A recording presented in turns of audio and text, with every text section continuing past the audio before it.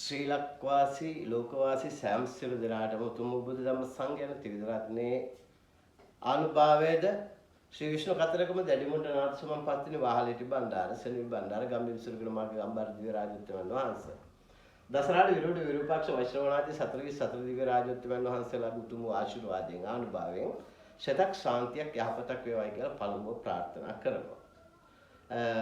නාවල පිටිය ගිනිගත් හේන අඹගමුව ආගරෝය නම්බර 87 ගායත්‍රී වෙදමන්ත්‍රයෙන් තමයි අද ඕගොල්ලන්ව අමතන්නේ. එතකොට මේ ගායත්‍රී වෙදමන්දුර සිද්ධ වෙන කාරණා මොනවද කියන එක මම ඕගොල්ලන්ට පැහැදිලි කරලා දෙන්නම්. විශේෂයෙන්ම වරම් බලගැන්වීම කටයුතු, ශාස්ත්‍ර බැලීම්, නැගත් සැදීම්, හඳහන් සැදීම්, යන්ත්‍ර මන්ත්‍ර ගුරුකන්, නිවාස ආරක්ෂා කිරීම, නිමිති ශාස්ත්‍ර කටයුතු, පොරොන්දම් පරීක්ෂා, ග්‍රහපල සඳහා යන්ත්‍ර දැමීම, අනිවින කොඩි වින බන්ධන හදි හුණියන් කැපීම, වසී කර්ම කිරීම, ගෙවල් සහ කඩ ආරක්ෂා කිරීම, සියලු අමනුෂ්‍ය දෝෂයන් කියන්නේ ජීවිතවලට අරක්ගත් අමනුෂ්‍ය යක්ෂ බලපෑම්, අමනුෂ්‍ය බලපෑම් ඉවත් කිරීම වැනි ගොඩාක් කටයුතු මේ ගායත්‍රී වෙදමන්ත්‍රයෙන් සිද්ධ වෙනවා. ඉතින් පළමුව කිව්වොත් මේ ගායත්‍රී වෙදමන්ත්‍ර කොටස් 4කට සම්බන්ධ වෙලා තමයි තියෙන්නේ. ඒත් එක්කම ලෙඩ රෝගවලට ප්‍රතිකාර කිරීම, ආයුර්වේද පැත්තේ වැඩ කටයුතු සිද්ධ වෙනවා. එතකොට අඳුන බලලා තමයි ඒ සෑම වැඩ කටයුත්තකටම අවශ්‍ය දේවල් අපි කරන්නේ. විශේෂයෙන් ආරූඪ ශක්තියින් ආරූඪ බල ගැන්වීම ඒ වගේ ගොඩාක් දේවල් මේ ගායත්‍රී වෙදමන්ත්‍රයෙන් සිද්ධ වෙනවා. ඉතින් ඔයගොල්ලන්ට විශේෂයෙන් දැනගන්න පුළුවන්, දැක ගන්න පුළුවන් අපේ ශරීරවලට අරක්ගත් අමනුෂ්‍යාත්මයන් අයින් කරන විදිහ.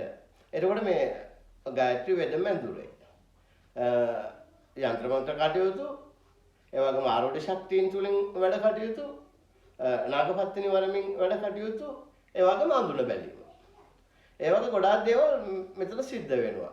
ඕගොල්ලන් මොනවා හරි තමන්ගේ කාරණාවක් අද බැලුවොත් සමාජයේ විශේෂයෙන් අපිට ගොඩාක් අපි ළඟට එනවා, වැඩ කටයුතු කරගෙන යනවා. සමහර විට සැමියා බිරිඳව දාලා ගිහිල්ලා, නැත්නම් බිරිඳ සැමියාව දාලා ගිහිල්ලා දරුවොත් එක්ක අතරපන් වෙලා එහෙමයි ඒ වගේ පිට ගිය අය ගෙන්වීම වැනි ගොඩාක් කටයුතු මෙතන සිද්ධ වෙනවා. ආරූඪ වරමින් සහ යන්ත්‍ර මන්ත්‍ර ගුරුකම් මගින්. ඒ ඔක්කොම කරන්නේ අඳුන බලලා අඳුන හරහා තමයි අපි වැඩ කටයුතු කරන්නේ. ඉතින් ඔයගොල්ලන්ට බලන්න පුළුවන් මින් ඉදිරියට මේ අපි මේ අමනුෂ්‍ය බලවේගයන් ශරීරයට කාවැදිලා තියෙනවා අයින් කරන විදිහ. ඉතින් ඔක චුට්ටක් ඒක බලලා මේ කටයුතු කරන්න. ඉතින් ලංකා වාසී, ලෝක වාසී ඔබ සෑම දෙනාටම කියන්නේ මොනවා හරි Tamanට තියෙන ප්‍රශ්නයක් निराකරණය කරගන්න අපි අමතන්න අපේ දුරකථන අංක වලට ගායත්‍රී වෙදමන්ත්‍රයට නම්බර 87 ආගරෝය අඹගමුව තියෙන්නේ ගිනිගත් හේනටත් නාවල පිටියටත් මැදින් අඹගමුව ටවුන් එකේ ආගරෝය කියන ගමේ. ඉතින් ඕගොල්ලන් කතා කරන්න බලන්න කොහොමද මෙහි වැඩ කටයුතු සිද්ධ වෙන්නේ, ඕගොල්ලන්ට යහපතක් සතක් ශාන්තියක් කරගන්නේ කොහොමද කියන එක ඕගොල්ලන්ට දැනගන්න පුළුවන්. ඉතින් පළමුව බලමු මේ අපේ ආරූඪ ශක්තියින් තුලින් ආරූඪ ශක්තියින් කරන අපේ වෙද මහත්මයා වැඩ කටයුතු කරන ආකාරය. එයා කොහොමද කෙනෙක්ගේ බලවේගයක් තියෙන එකක් අයින් කරන්නේ, දිෂ්ටි පිටමන් කරන්නේ කොහොමද කියන එක බලමු අපි. මේවා කතර හයිකට වන්දා දේවසත්තමක තහහෙල වරවර දිස්තිවර ප්‍රායවද කර අර සරුවාංගවල සරුවාං දිස්තිවර දේවතාව ඕන්නවර දේවතාවන දේව කාලසම්ම දේව සත්‍රාය නැගිලා වරවර දේවතාව කර දේවතාව නැගිනම් දේව සත්‍රාය කර වන්දා අවසරයි අපි මින් ඉදිරියට අඳුන ගැන බලමු. අඳුන කියන්නේ මොකක්ද? අපි ආදි කාලේ මුතු මිත්තුන්ගේ පවා මේ යන්ත්‍ර මන්ත්‍ර කටයුතු කරනකොට අඳුන භාවිතා කරලා තියෙනවා. මේකදී අපිට බලා ගන්න පුළුවන් ලෙඩ රෝග මොනවද? එතකොට ඒවට අවශ්‍ය ප්‍රතිකාර මොනවද? ඒ වගේ ගොඩක් දේවල් බලා ගන්න පුළුවන්. මේ අඳුන් වර්ග කීපයක් තියෙනවා. දිෂ්ටි අඳුන තියෙනවා. එතකොට කපුරු අඳුන තියෙනවා. පාතාල අඳුන තියෙනවා. එතකොට අර නාග අඳුන නොහොත් සර්වජන අඳුන. එහෙම තියෙනවා. විෂ්ණු අඳුන තියෙනවා. ඒ වගේම නවනීල අඳුන තියෙනවා. මහා බලගත් විෂ්ණු රාජ අඳුන තියෙනවා. ඒ වගේ අඳුන් කීපයක් තියෙනවා. මේකෙදි වෙන්නේ මොනවා හරි කෙනෙකුට අපේ ආතුරයාගේ මොකද්ද ප්‍රශ්නේ? ඒක බලලා ඒකට අවශ්‍ය ප්‍රතිකාර කොහොමද කෙරෙන්න ඕනේ? මොන දේ හරහාද යంత్ర මන්ත්‍ර කුරු කන්නම් ඒ හරහාද ආරෝධ ශක්තියෙන් පුලින් මෙයාව සුව කරන්න පුළුවන්ද? මෙයාගේ ප්‍රශ්නෙට උත්තර දෙන්න පුළුවන්ද කියන එක අපි බලන්නේ මේ අඳුනෙන් තමයි. එතකොට අපි බලමු අඳුන ගැන පොඩ්ඩක් අඳුනේ කොහොමද කටයුතු කරන්න කියලා අඳුන බලමු පොඩ්ඩක්.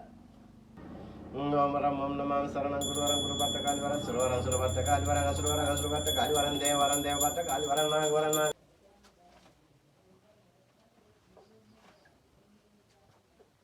කාරණා මොකක්ද කියලා ඉතින් හිතාගන්න.